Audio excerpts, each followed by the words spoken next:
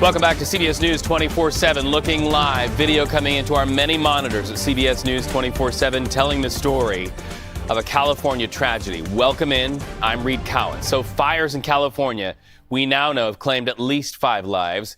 So here's where we are as this breaking news story plays out in real time.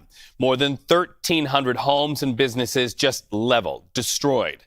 There are 5 wildfires burning in all around Los Angeles. The 2 largest right there on your screen. On the left, the Eaton Fire, destroying a business there. On the right, the Palisades Fire, doing fast work of a home. Somebody's home, it's gone. Palisades Fire and the Eaton Fire both at 0% containment at this hour. So let's drill down. The Eaton Fire burning near Pasadena, exploding to more than 10,000 acres.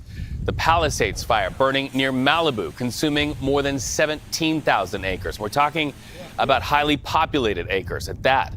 More than 130,000 people right now under evacuation orders or warnings. You know, we throw out numbers all the time, but let's really try to get this in your head when we talk about that many people, 130,000 people, what it represents. Picture 2 massive football stadiums and put people in those seats. That's roughly the number of people who are on the run right now. Listen. Today, it is absolutely imperative that as we move into day 3 of this firestorm, all members of our Los Angeles community maintain vigilance. A lot of them are taking place from people who did not choose to evacuate, putting their own lives at risk. So please, if you're asked to evacuate, because it's not only your life you're putting in danger. So our CBS News team's on the fire lines reporting live for days, including Kris Van Cleave. He is in the city of Pasadena. You heard from that news conference saying some people chose not to leave, putting their lives on the line. It's almost unthinkable that somebody would stay back when you see the devastation behind you, Kris. Well, you got to understand, Reed, the Eaton Fire in particular, if we pan over, is burning all the way up on that ridge line up in the Angeles National Forest. The fire line, the center of this giant 10,000-acre fire, is nowhere near where I'm standing right now. But the winds were so strong when this storm kicked up. We're talking hurricane-force winds. They were blowing burning embers 1, 2, even 3 miles away. So we're a mile plus from that fire. This neighborhood is gone. Is gone. And this is one of the neighborhoods where someone died. Stayed behind to try to protect their home with a garden hose, and it cost the man his life. So Kris, you are also our transportation correspondent. The evacuation order, Reed. Yeah, you're also our transportation correspondent there. Forgive me for jumping in during that delay there, but because of your expertise in transportation, my friend, for those people who want to evacuate, and that is the lion's share of people, getting out has been difficult as well. Those thoroughfares jammed for days. Well, you got to understand, particularly as you get into the foothills, these are 2-lane roads. They're often windy roads. It is not easy to rapidly evacuate. And when these fires were exploding the way that they did, where in an hour they're 10 times the size they were, it is very hard to quickly move out of places like the Palisades or up here in the Pasadena foothills. So, people needed to be ready. Were they ready to evacuate? Some people we talked to that had loaded the car up the day in advance. Others, weren't as prepared. And it did create, particularly in the Palisades, just traffic jams of people abandoning their vehicles and things to get out of here. Different story here. We've not seen that same experience. And best we can tell, most people here did get out of harm's way. Now, we heard the sheriff say they've got to go through and check because, we don't know.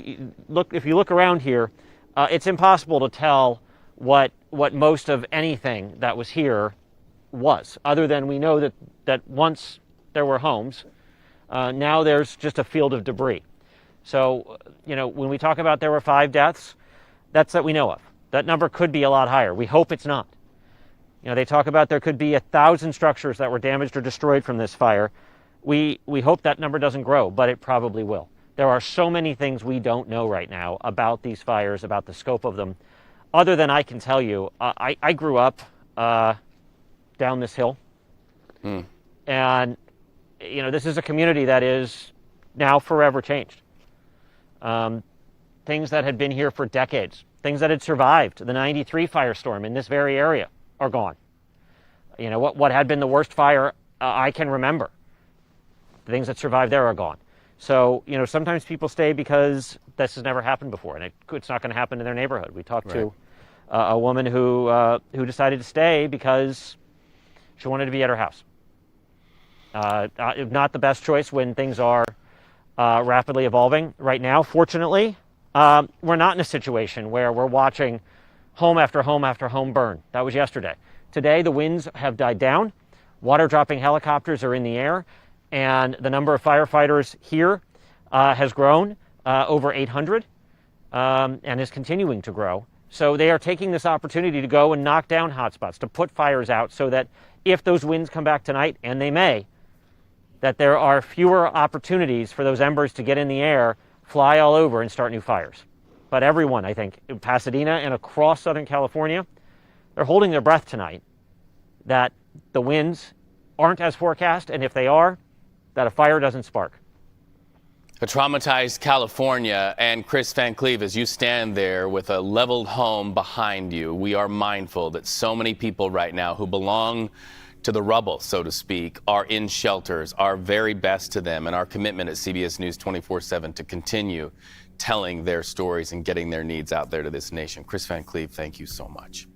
We want to look at it from a different vantage point. This is what it looks like from space. Satellite images to our monitors show us this view from space right there, and you see those flare-ups. That is what fire looks like all the way from space, looking down on Los Angeles. The Palisades and Eaton Fires doing the most damage right now. The view from infrared cameras just show where the flames were. You can see just all lit up there. The before and after images also just jaw-dropping. We will continue bringing you the very latest images from the fires burning in Southern California. That's what our monitors do. They track this not only there on the ground, but also from space. And then let's bring in Jess and look at this from a meteorological standpoint. Kris said it's a little better where he is standing for the weather. But he also said he was concerned about the winds later tonight. Coming in. Because we're still under a red flag warning down in that region. Relative humidity today is expected to drop down to anywhere to around 5%. And then to add to that, forecasted winds anywhere up to around 30, 40 miles per hour just in those hills. That makes it challenging as these spot fires continue to move off into these communities. So let's talk about that real fast. Taking a look at the current conditions widespread throughout this area, we're talking about Southern California dealing with such strong Santa Ana winds. And during this time of year, that's not normal in this area.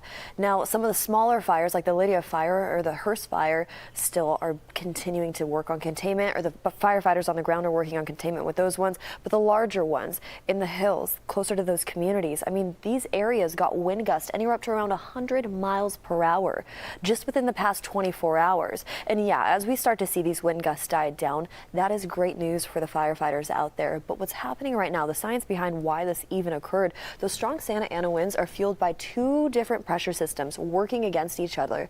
And I said this yesterday, it's like two gears working in opposite directions, creating such a strong pressure gradient. Those winds directly moving offshore, and that from higher to lower elevation condenses that air and it dries it, and that's what fuels that fire as it continues to grow in these dry areas that haven't received much rain since last May.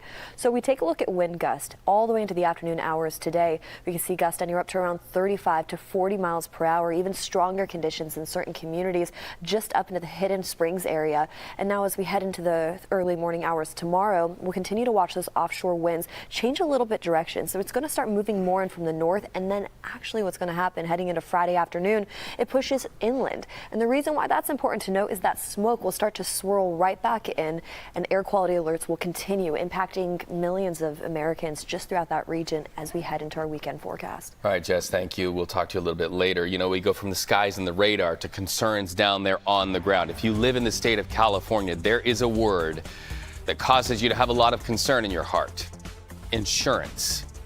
Victims looking to rebuild, but will they have the coverage of insurance companies? Will any Californian have the coverage of insurance companies when the toll of these fires is mounted and tallied?